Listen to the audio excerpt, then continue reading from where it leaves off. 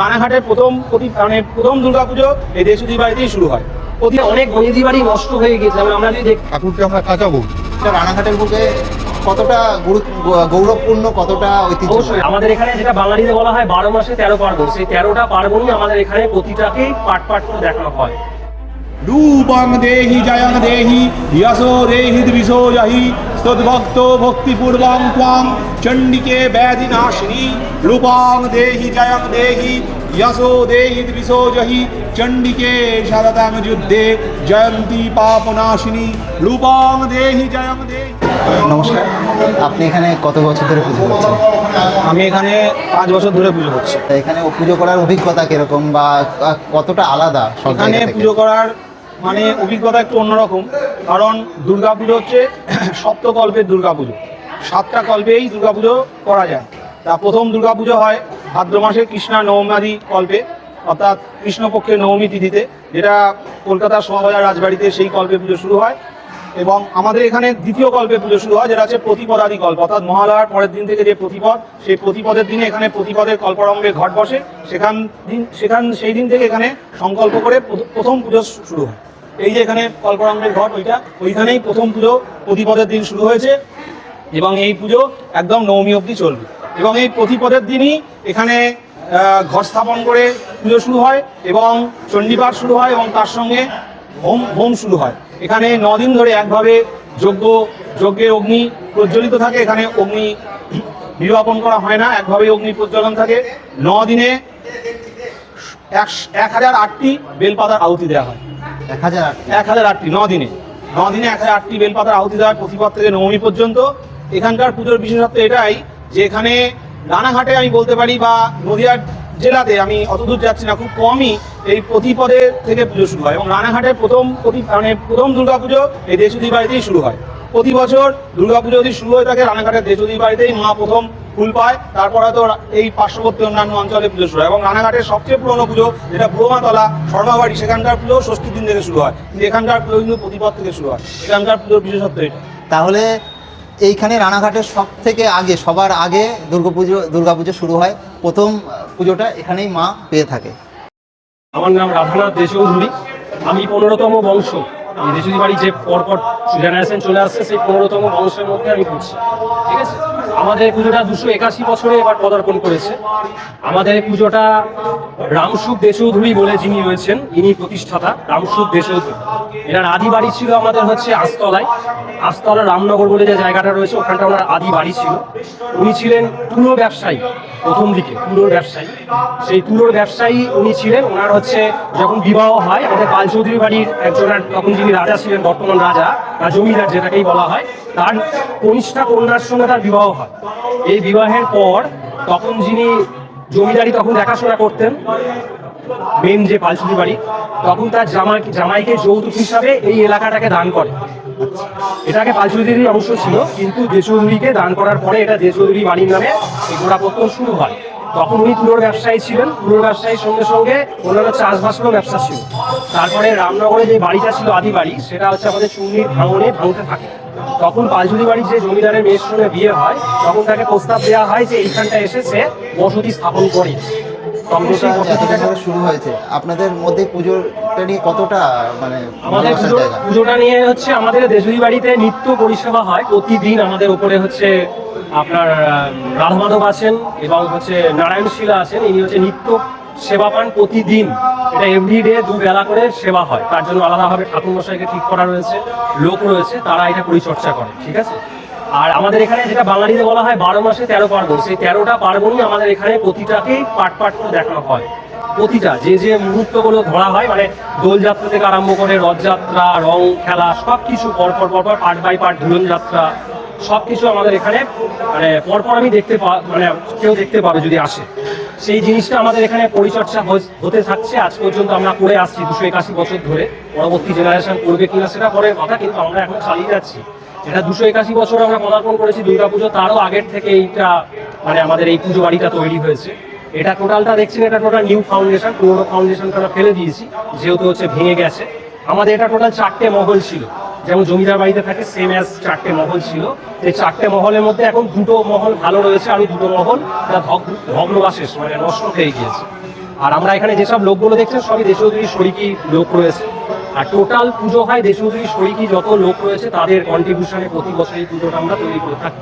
ঠিক আছে, এখানে আপনার পরবর্তীকালে দুর্গা পুজোর পরে লক্ষ্মী পুজো হবে, কালী পুজো হবে, কার্তিক পুজো হবে, সব পুজো পরপর যে টাইমে হয় সেই টাইমে আমরা পরপর পুজো করতে থাকি। আমাদের যিনি রামসুখ দেশোদ্রী ছিলেন, দেশোদ্রী বাড়ির প্রতিষ্ঠাতা, ওনাকে বললাম যে পুরো ব্যবসায়ী ছিলেন প্রথমে। ওনার আদি বাসস্থান ছিল রামনগর আস্তলায়। ওটা আপনার চূর্ণির ভাঙনে ভেঙে যেতে থাকার জন্য তখনকার যে আলজুদি বাড়ি জমিদারের মেয়েকে উনি বিয়ে করেছিলেন, সেই জমিদারের মেয়ে যখন তার বাবাকে বলে যে তার পরিবারের এরকম অবস্থা, তখন তাকে এই অংশটাকে দেখাশোনা করার জন্য তাকে যৌতুক হিসেবে দিয়ে দেয় জানি এই এলাকাটাকে। বলে এই এলাকায় তুমি থাকবা এবং টোটাল যে খাজনা, আগেকার দিনে তো ট্যাক্স যেটাকে খাজনা হতো, সেই খাজনাটাকে তুলতেন উনি। এবং তখন থেকে দেশোদ্রী এলাকা বা দেশোদ্রী পাড়ার যে সৃষ্টি তখন থেকে শুরু হয়।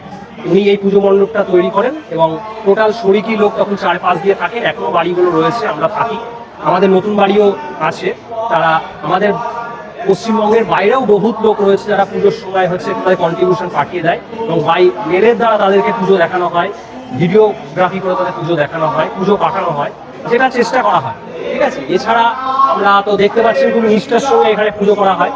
এখানে মহালয়ের দিন থেকে পুজো শুরু হয়, মহালয়ের দিন থেকে শুরু হবে, দশমী পর্যন্ত পুজো পরপর পার্ট বাই পার্ট পুজো চলতে থাকে। আমাদের সামনে আছে বোধনতলা, সে বোধনতলায় আপনার প্রতিদিন নিত্য পরিষেবা হয়। আপনার সন্ধ্যেবেলায় পুজোটা সমাপন করা হয়, তারপরে এখানে দেবীতে পুজো হয়। এরপরে আমাদের যে পুজো যেমনভাবে চলে আসে, ষষ্ঠী, সপ্তমী, অষ্টমী, প্রতিটা পাটে পুজো আমরা করতে থাকি। এবার একটা কথা বলুন যে আপনাদের এই পুজোটা কতটা, আমি বলতে চাইছি, কানেক্ট করে আপনাদের কতটা? আরেকটা মানে আমরা আমাদের খুবই কাছে, মানে আমরা খুবই ছোটবেলা থেকে দেখে আসছি। আমাদের বাবা ঠাকুরদা টোটালি এই পুজোর দায়িত্ব ছিল, এখনো আমরা রয়েছি। আমাদের একটা ট্রাস্টি বোর্ড রয়েছে, সেই ট্রাস্টি বোর্ডের মধ্যে মুকুল দেশোদ্রী, অমরনাথ দেশোদ্রী, শেখরনাথ দেশোদ্রী, এরা এই ট্রাস্টি বোর্ডের মেম্বার। এছাড়া অশোক দেশোদ্রী, এরাই এই পুজোটাকে টোটাল দেখাশোনা করে। টোটাল প্রথম শুরু থেকে শেষ পর্যন্ত এনারাই তত্ত্বাবধানে এই পুজোটা টোটাল হতে থাকে। আর আমরা তাদের সঙ্গে সঙ্গ দিই। এটা তাহলে কতটা ঐতিহ্যপূর্ণ অন্য সব বনেদি বাড়ির থেকে? অবশ্যই ঐতিহ্যপূর্ণ বলতে অনেক বনেদি বাড়ি নষ্ট হয়ে গেছে। যেমন আমরা যদি দেখতে যাই পালসুদি বাড়ি, যারা আমাদের এই অংশটাকে দিয়েছে, তাদের পুজো আজকে ভগ্নাবশেষ, মানে একদমই নিশ্চিহ্ন, মানে কোনো রকমের টিকে রয়েছে। কিন্তু আমরা এই পুজোটাকে যত দিন যাচ্ছে, জৌলুসটাকে তত আমরা উন্নত থেকে আরো উন্নত করার চেষ্টা করছি, মানে আরো কিছু করে মডার্নাইজ করে, যেটাকে বলা হয় এখনকার বর্তমান যুগের সঙ্গে ট্র্যাডিশন রেখে আমরাকে এগিয়ে নিয়ে যাওয়ার চেষ্টা করছি। খুবই ভালো, খুবই ভালো। তবে একটা কথা মানে আমার খুব জানতে ইচ্ছে করছে, এটা রানাঘাটের বুকে কতটা গৌরবপূর্ণ, কতটা ঐতিহ্য? অবশ্যই রানাঘাটের প্রতিটা অলিতে গলিতে যদি বলা হয় দেশোদ্রী বাড়ির পুজো কেমন হয়, আশা করা যায় প্রতিটা এলাকায় মানুষ এটা সাড়া দেবে। আর প্রতিটা এলাকায় মানুষ যখন ঠাকুর দেখতে বেরোয়, একবার হলেও আমাদের মন্দিরে দর্শন করে যাবে ঠাকুর। টোটাল রানাঘাট বলে না, রানাঘাট সারাউন্ডিং যত এলাকা রয়েছে সবাই দেশোদ্রী বাড়ি আর কালজুদি বাড়ি, এই দুটো বাড়ির অন্তত নাম জানে। আপনার নাম কি? আমার নাম অমরনাথ দেশোদ্রী। আপনি কিভাবে সম্পর্কে যুক্ত এই পরিবারের সাথে? সম্পর্ক বলতে আমাদের বংশক্রমে এখন হয়তো আমরা জেনারেশন হয়তো 30 জেনারেশনের মধ্যে আমরা করছি। এটা রামসুখ দেশোদ্রী প্রবক্তা ছিলেন আমাদের দেশোদ্রী পরিবারে। 1744 খ্রিস্টাব্দ এবং 1151 বঙ্গাব্দে উনি এটা প্রতিষ্ঠা করেছিলেন। পুজোটা আমাদের 281 বছর থেকেই, মানে 81 বছর এবারে হলো আর কি। আর পুজো তো আপনারা আমাদের বাড়ি থেকে পেলেন অনেক কিছু। পুজো আমাদের প্রতিপদ থেকেই শুরু হয়ে যায়, প্রতিপদে ঘট বসে, সেখানে থেকে আমাদের একটা যজ্ঞ প্রতিপদ থেকেই জ্বলতে থাকে, পুরো নবমী অবধি সেটাতে আহুতিতে চলে। এবং যেটা আমাদের বাড়ির সব থেকে মাহাতো, যেটা হচ্ছে আমরা মা দুর্গাকে আমরা কন্যা রূপে আমাদের এখানে পুজোতে হয়। কন্যা যেরকম আমাদের বাড়ি আসলে যেরকম পুজোতে মানে হয়, সেবা দেওয়া হয়, তাকে সেরকম। আর আমাদের পুজো সবসময় বৈষ্ণবী ঠাকুর, এখানে কোনো বলিদান প্রথা কোনোদিন ছিল না, আজও নেই। আর আমাদের যা কিছুই আমাদের বাড়ির মহিলা থেকে আরম্ভ করে আদার্স যে সদস্য সবাই মিলেই, দেশে বিদেশে অনেকেই থাকেন। কিন্তু বিদেশে যারা থাকেন তারা তো প্রত্যেক বছর আসতে পারে না, তো ভালো চেষ্টা করেন। এবারে করে এই করে একসঙ্গে আমরা পুজো আচ্ছা সবাই মিলেই করি। আর আমাদের সব থেকে বড় জিনিস হচ্ছে, যেটা দেখতে পাবেন, আমাদের এখানে সিঁদুর খেলা একটা প্রচলিত হয়, এটা রানাঘাট মিউনিসিপ্যালিটি অর্গানাইজেশন করে। এটা লাইভ টেলিকাস্ট হয়, এটা বছর 4-5 ধরেই এটা মিউনিসিপ্যালিটি করে, রানাঘাট মিউনিসিপ্যালিটি। এটা কি এই লোকেশনেই হয়? এই লোকেশনেই হয়। একদম যায়। আচ্ছা, এটা দশমী কখন, কোন সময়? দশমীর ঠিক 1টা নাগাদ এবারে টাইম দিয়েছে, ভোট দিয়ে গেছে ওনারা। আচ্ছা আচ্ছা 2রা অক্টোবর 1টায় টাইম দিয়েছে, আগের বারে 1.5টায় টাইম দিয়েছে। আচ্ছা তবু 1টায় টাইম দিয়েছে মানে 1.5টা হয়তো 1টা-1.5টার মধ্যে থেকে শুরু হবে। এটা ওই 1 ঘন্টা 1.5 ঘন্টার মতো ওরা একটা পর্ব চলে। তারপরে আদার্স সিঁদুর খেলা যেটা চলতে থাকে, এটা মোটামুটি 4:30-5টা অবধি। আমরা এবার তারপরে সন্ধ্যে 6টা নাগাদ আমাদের এখানে নিজস্ব চূর্ণিতে নিজস্ব ঘাট আছে, যেটা শ্যামসুন্দর ঘাট বলে পরিচিত। এটা আমাদের বাড়িরই ঠাকুর বিসর্জনের সময় আমরা ঠিক সন্ধ্যে 6টা নাগাদ ঠাকুরকে এখান থেকে নিয়ে রওনা হই। এই বিসর্জন করে নিয়ে এসে এই মণ্ডপেই আমাদের বাড়ি থেকে আরম্ভ করে আমাদের পাড়ে যত লোক, পাড়ার লোক বা অন্য লোক যারা সবাই এসে আমরা এখানে নিজস্বভাবে মিষ্টি মুখ করি, একটা আনন্দ করি করে। এটাই ভাই আমাদের পুজোটা কেটে যায় খেলা বলে। আচ্ছা, এবার একটা কথা বলুন যে এটা কোন মতে পুজোটা হয়, বৈষ্ণব মতে? ওই যে বললাম যে এখানে বৈষ্ণব মতেই আমাদের তাহলে পুজোটা এখানে হয়। শোনা গেছে, আমি শুনেছি যে কাঁচা সম্ভবত জিনিস হ্যাঁ, দিয়ে পুজোটা হ্যাঁ, হয়, হ্যাঁ, এখানে হ্যাঁ। কোনো রকম। এবার বৈষ্ণব মতে যেটা নিয়ম হচ্ছে, বৈষ্ণবরা কিন্তু ঠাকুরকে কোনো সময় নিজেরা ভোগ দিয়ে নিবেদন করতে পারে না। যেহেতু আমরা ব্রাহ্মণ সম্প্রদায় নয়, তার জন্য আমরা ঠাকুরকে আমরা কাঁচা ভোগ দিই। আবার কাঁচা ভোগটা ব্রাহ্মণদের ঘরেই যাচ্ছে, তারা গিয়ে এটা নিজেরা ইয়ে করছে। কিন্তু আমরা নিজেরা কোনোদিন কোনো কিছুই ঠাকুরকে রান্না করে দিতে পারি না। আমরা ওই জন্য কাঁচা ভোগই উৎসর্গ করি। সব কিছুই থাকে যেরকম ধরনের মধ্যে, শুধু রান্নাটা আমরা করে দিতে পারি না।